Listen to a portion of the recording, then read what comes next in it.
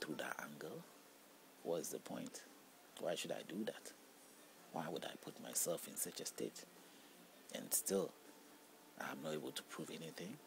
Nah, I won't do that. I'll be me. It's clear.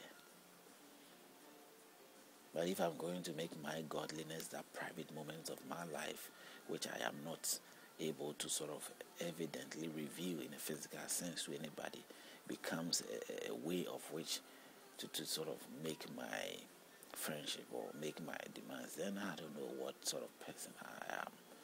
I don't know what sort of person I am.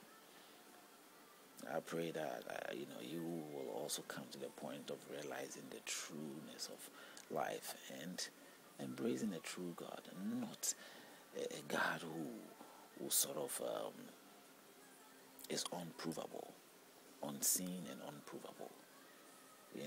That is, I say in that sense, it means that proving him by his works or proving him by some form of works. Because you probably have demonstrated your faith in a sense that he's proven by works. Works which are out of the normal sense. That's what I mean. Because if you say, let's say, God will give you life, no sickness, no death, no all that. Life is life. And you, in your private moment or in your whichever state you probably find yourself, you are not proving this, that you have life. You are not proving this, that, you're not, that God, your God, has given you everything, or you sort of, you are not being able to demonstrate your fullness of achievement. But you're still in need. You are desperate. And you're using the book to connive, to get people in order to satisfy your needs. Now, if you look at the story of Yehoshua in the Bible, or maybe Allah, Muhammad, or whichever way it is, or the prophets, they proved their God. When Moses went to the mountain to take the 10 Commandments, the story does not reveal that he went there with apples and banana and maybe rice and stew, or maybe he went there with some sort of potatoes, cooked potatoes. He just went up there. If you look at Jesus, he says he went to the wilderness. He didn't say that he went there with some cooked pistachio nuts, or he went there with some courgette or some what do you call it? So spinach pie, or some, or he carried along with him some, apple pie, or he didn't say anything there.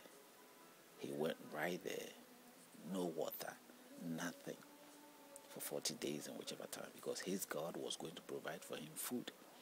I'm sure probably the God of Jesus, or Yehoshua, at that time when he was there hungry, was feeding him breakfast, lunch, and supper. Maybe they were, because God can provide food for you. He can give you. If your God cannot provide food for you, and you are going to see him for 40 days and 40 nights, you think about it. You think you can survive with him 40 days and 40 nights? If he is not able to provide for you, what will sustain you as a human being? He provides for you what can sustain you. He will give you what you need to have. He can give you all that. So going before him, you totally surrender to him. You don't worry, because you know what he's capable of. When you are before God, you don't need to worry. You don't need anything. Everything is there. He gives you. He has everything. Everything you need, he gives you. That is what the God of the Bible says. Quran also. And so why would you fight for anything or try to fight to protect anything? His authority is beyond all things. But this is not the truth. It is not practically relatable. Even if it is the truth, it's not practically relatable or practically sort of proven. You cannot prove this practically. If you can, then that's fine. But if you cannot, then you must think again and know how to approach your faith or how to demonstrate your faith to people. If you're going to say that your acts put in form of godliness on, you have the ability to prove your godliness. If you cannot prove your godliness, you don't need to put on that act. Yes, I think it's a good advice that you don't have to put on that act that you cannot prove. Because you know that if you call on God, He will not listen. Then don't go and tell people, mislead everybody and tell people that, hey, God can provide food, or God can provide that, or God can heal you. God can heal you and make you well. Let people understand that the sickness are bound to happen. And they are bound to happen not because of you, but because at the end of the day, because of what you did or what happened, or society is bound to be facing those sicknesses. Rather, let's find out what is the cause of that sickness. How did it happen? If we can cure it and resolve it. The doctors and all that are there, people, the human approach of looking into whatever case or situation you might be into and make it better. And when you are thinking along that line, you may still have faith. But you don't like to prove anything to anybody because you belong to the world of understanding that tells you that puts you in a position where you don't really have faith in a sense of demonstrating or saying to people that yes, God can do that. They don't need doctors.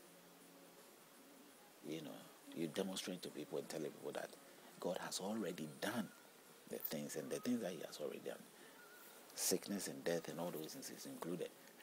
That's why we see it happen. Until He takes those things away, right now, all it is that He hasn't, God is telling you and I or everybody is that He created everything and as they are. Anyway, I've drifted on this quite some time. I'm sure you get a picture of what I'm trying to say here. So that you can relate this to your everyday life and my everyday life. And we'll continue from the book of Joshua, look into the words and see how best the Bible how best the Bible is, whether it is authentic or not.